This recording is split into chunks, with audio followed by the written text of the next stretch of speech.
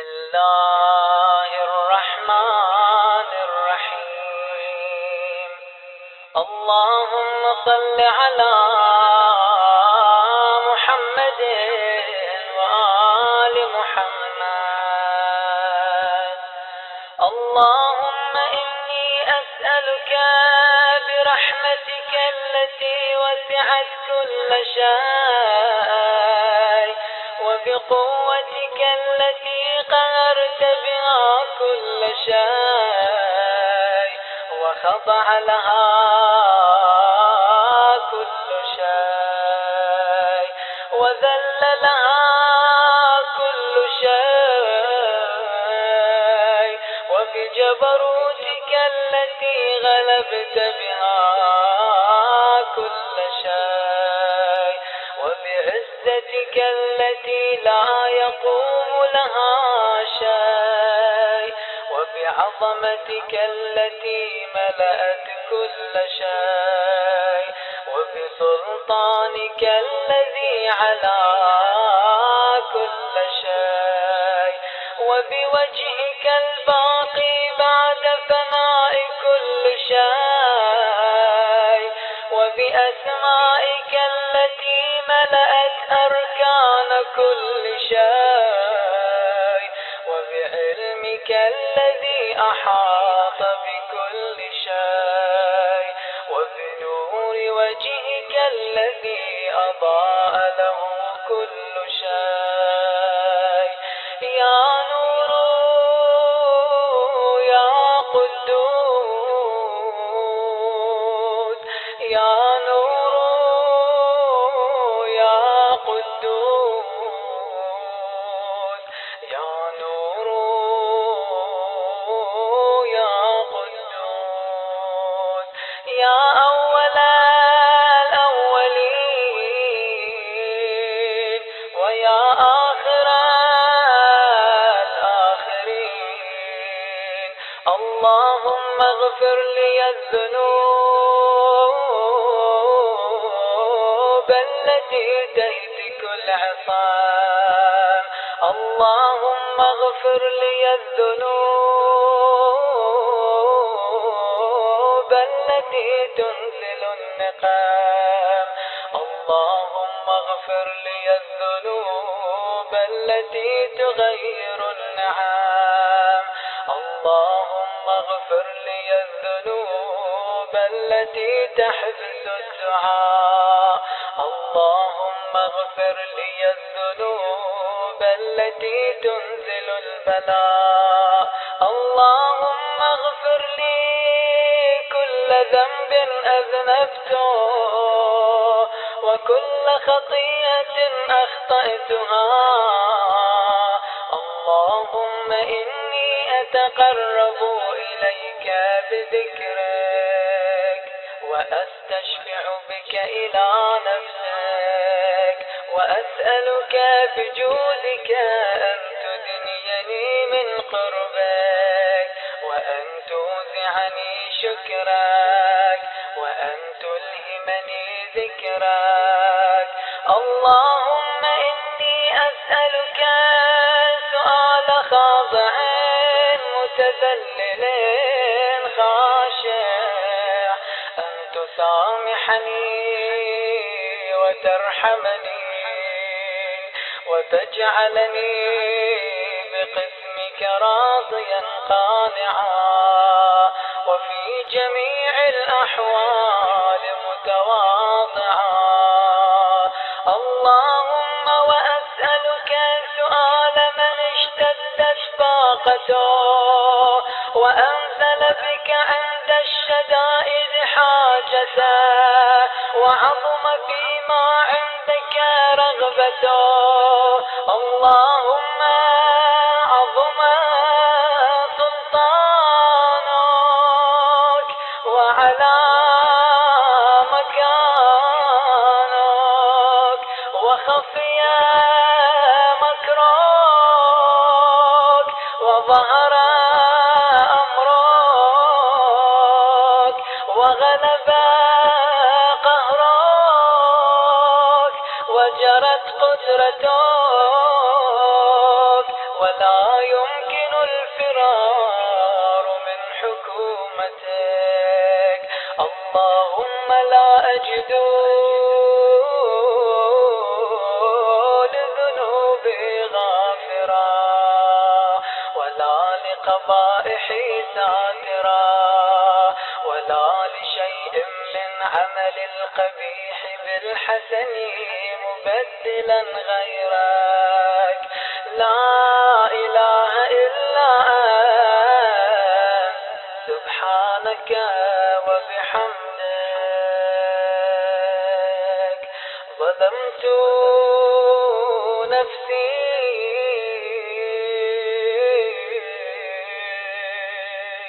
ظلمت نفسي ظلمت نفسي وتجرأت بجهلي وسكنت إلى قديم ذكرك لي ومنك علي. اللهم مولاي كم من قبيح سترته وكم من فادح من البلاء أقلته وكم من عثار وقيته وكم من مكروه دفعته وكم من ثناء جميل لست أهلا له نشرته. اللهم عظم بلائي وأفرط بي سوء حالي وقصرت بي أعمالي وقعدت بي أغلالي وحبسني عن نفعي بعد آمالي وخدعتني الدنيا بغرورها ونفسي بجنايتها ومطالي يا سيدي فأسألك بعزتك ألا يحجب عنك دعائي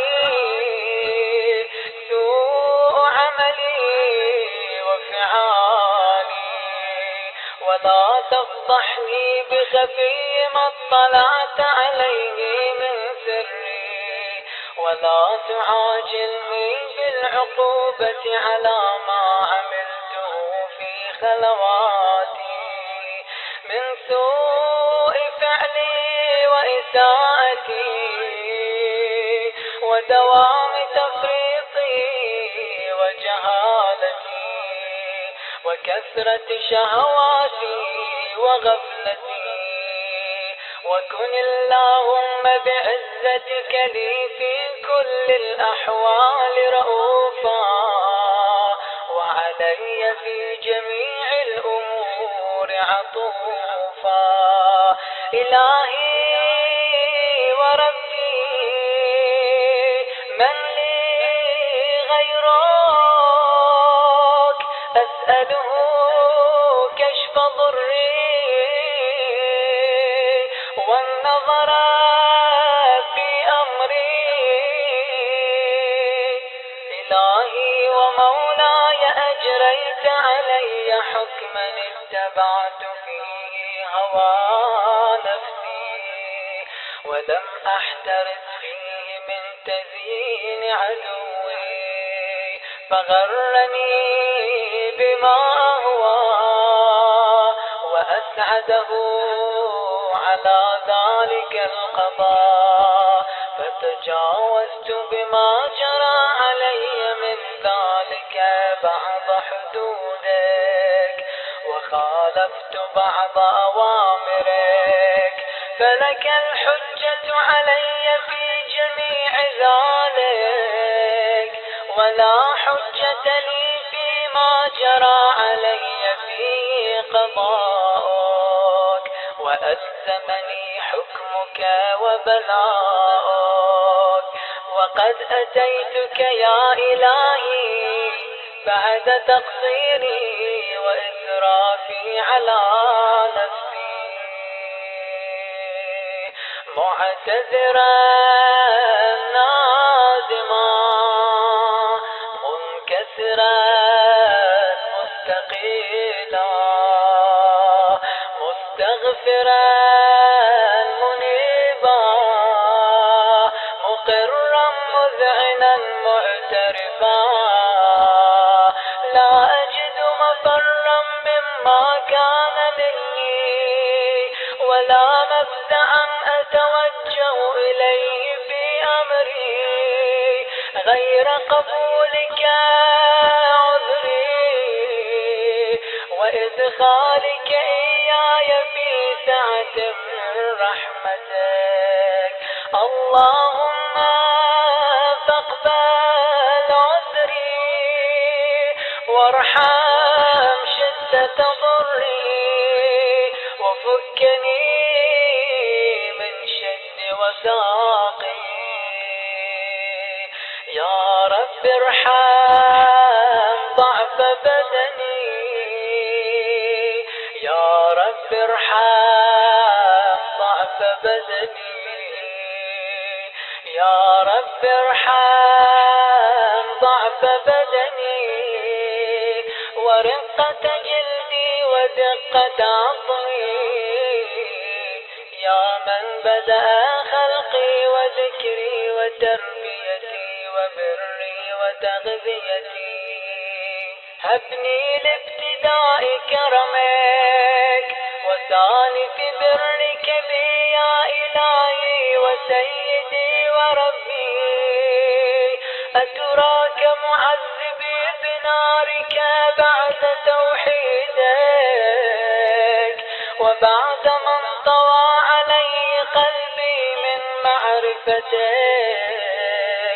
ولهج به لساني من ذكرك واعتقده ضميري من حبك وبعد صدق اعترافي ودعائي خاضعا لربوبيتك هيهات أنت أكرم من أن تضيع من ربيته أو تبعد من أدنيته أو تشرد من آويته أو تسلم إلى البلاء من كفيته ورحمته وليت شعري يا سيدي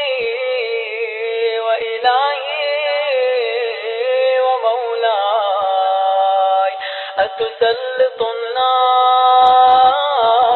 النار على وجوه خرت لعظمتك ساجدة وعلى ألسن نطقت بتوحيدك صادقة وبشكرك مادحة وعلى قلوب اعترفت بإلهيتك محققة وعلى ضمائر حوت من العلم بك حتى صارت خاشعة وعلى جوارح سعت إلى أوطان تعبدك طائعة وأشارت باستغفارك مذعنة ما هكذا الظن بك ولا أخبرنا بفضلك عنك يا كريم يا رب وأنت تعلم ضعفي عن قليل من بلاء الدنيا وعقوباتها وما يجري فيها من المكاره على أهلها على أن ذلك بلاء ومكروه قليل مكثور يسير بقاء قصير مدته فكيف احتمالي لبلاء الآخرة وجليل وقوع المكاره فيها وهو بلاء تطول مدته ويدوم مقامه ولا يخفف عن أهله، لأنه لا يكون إلا عن غضبك وانتقامك وسخطك، وهذا ما لا تقوم له السماوات والأرض. يا سيدي فكيف بي وأنا عبدك الضعيف الذليل الحقير المسكين المستكين. يا إلهي وربي وسيدي ومولاي، لأي الأمور إليك أشكو، ولما منها أضج وأبكي، لأليم العذاب والشدة أم لطول البلاء ومدته، فلئن صيرتني للعقوبات مع أعدائك، وجمعت بيني وبين أهل بلائك، وفرقت بيني وبين أحبائك وأوليائك، فهبني يا إلهي وسيدي ومولاي وربي. صبرت على عذابك، فكيف أصبر على فراقك؟ وهبني صبرت على حر نارك، فكيف أصبر عن النظر إلى كرامتك؟ أم كيف أسكن في النار ورجائي عفوك؟ فبعزتك يا سيدي ومولاي أقسم صادقا لئن تركتني ناطقا لأضجن إليك بين أهلها ضجيج الآملين، ولأصرخن إليك صراخ المستصرخين، ولأبكين عليك بكاء الفاقدين، ولأنادينك أين كنت يا ولي المؤمنين، يا غاية آمال العارفين، يا غياث المستغيثين، يا غياث المستغيثين، يا غياث المستغيثين، يا حبيب قلوب الصادقين ويا إله العالمين. أفتراك سبحانك يا إلهي وبحمدك تسمع فيها صوت عبد مسلم سجن فيها بمخالفته، وذاق طعم عذابها بمعصيته، وحبس بين أطباقها بجرمه وجريرته، وهو يضج إليك ضجيج مؤمل لرحمتك، ويناديك بلسان أهل توحيدك، ويتوسل إليك بربوبيتك. يا مولاي فكيف يبقى في العذاب وهو يرجو ما سلف من حلمك؟ أم كيف تؤلمه النار وهو يأمل فضلك ورحمتك؟ أم كيف يحرقه لهيبها وأنت تسمع صوته وترى مكانه؟ أم كيف يشتمل عليه زفيرها وأنت تعلم ضعفه؟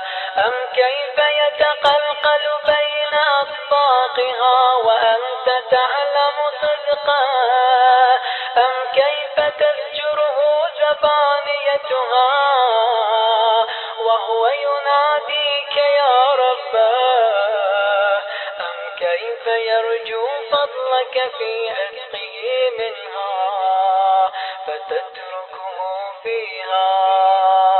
هيهات ما ذلك الظن بك ولا المعروف من فضلك ولا مشبه لما عاملت به الموحدين من برك وإحسانك.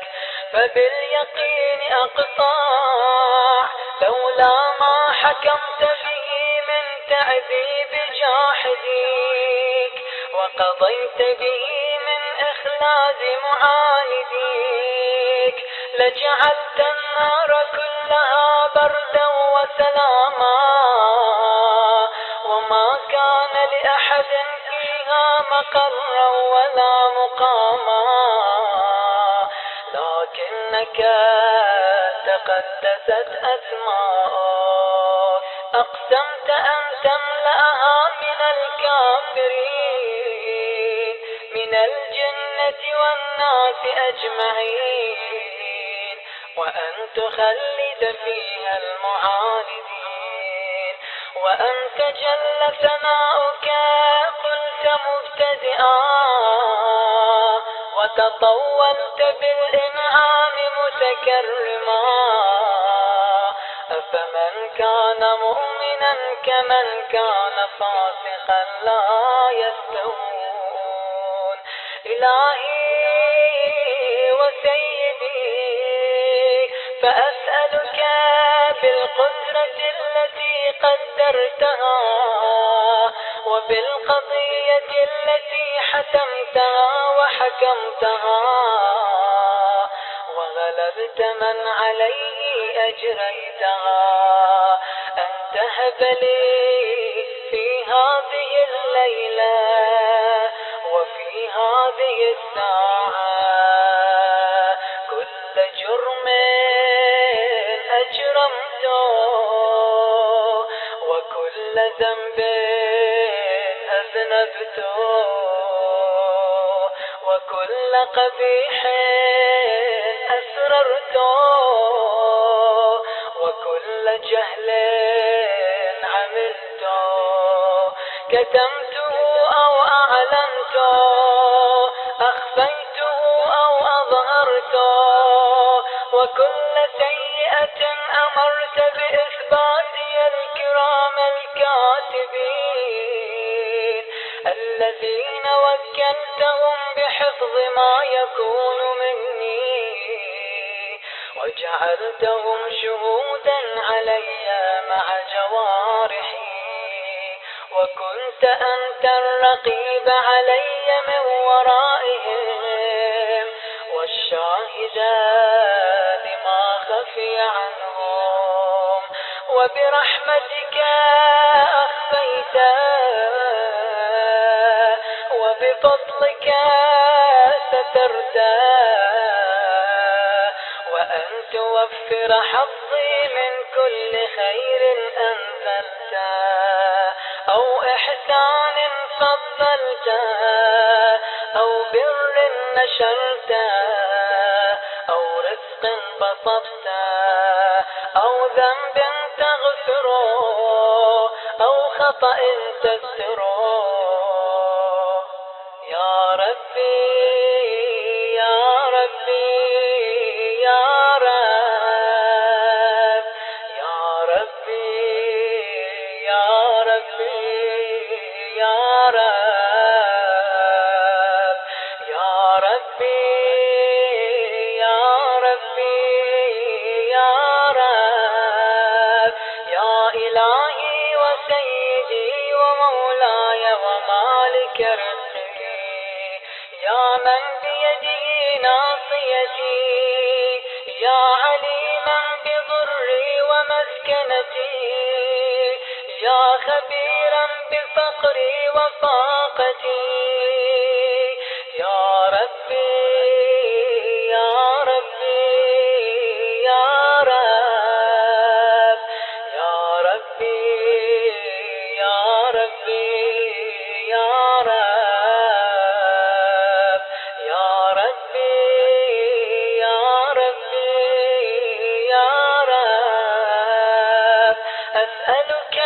بحقك وقدسك وأعظم صفاتك وأسمائك أن تجعل أوقاتي من الليل والنهار بذكرك معمورا وبخدمتك موصولا وأعمالي عندك مقبولا حتى تكون أعمالي وأورادي كلها وردا واحدا وحالي في خدمتك سرمدا يا سيدي يا من عليه معولي يا من إليه شكوت أحوالي يا ربي يا ربي يا رب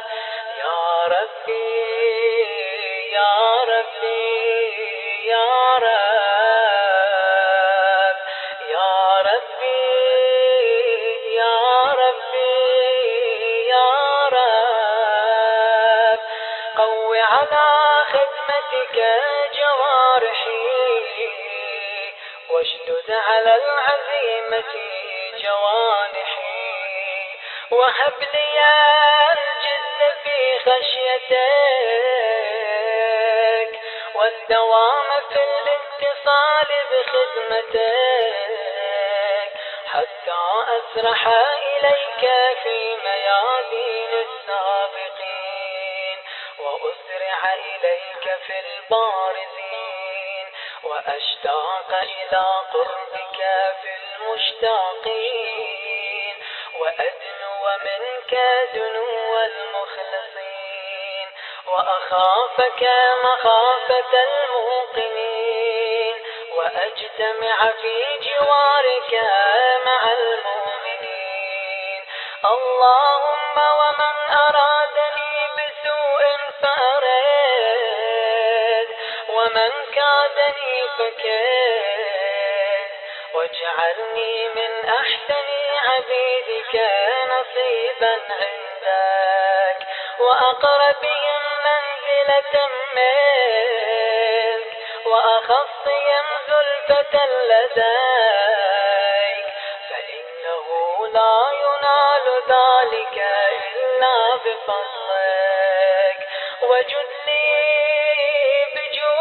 بجودك واعطف علي بمجدك واحفظني برحمتك واجعل لساني بذكرك لهجا وقلبي بحبك متيما ومن علي بحسن إجابتك وأقلني عثرتي واغفر لي زلتي فإنك قضيت على عبادك بعبادتك وأمرتهم بدعائك وضمنت لهم الإجابة فإليك يا رب نصبت وجهي وإليك يا رب مددت يدي فبعزتك استجب لي دعائي وبلغني مناي ولا تقطع من فضلك رجائي واكفني شر الجن والإنس من أعدائي يا سريع الرضا يا سريع الرضا يا سريع الرضا اغفر لمن لا يملك إلا الدعاء فإنك فعال لما تشاء يا من اسمه دواء وذكره شفاء وطاعته غنى. ارحم من رأس ماله الرجاء وسلاحه البكاء. يا سابغ النعم يا دافع النقم يا نور المستوحشين في الظلام. يا عالما لا يعلم صل على محمد وآل محمد وافعل بي ما أنت أهله. وصلى الله على رسوله والأئمة الميامين من آله وسلم تسليما.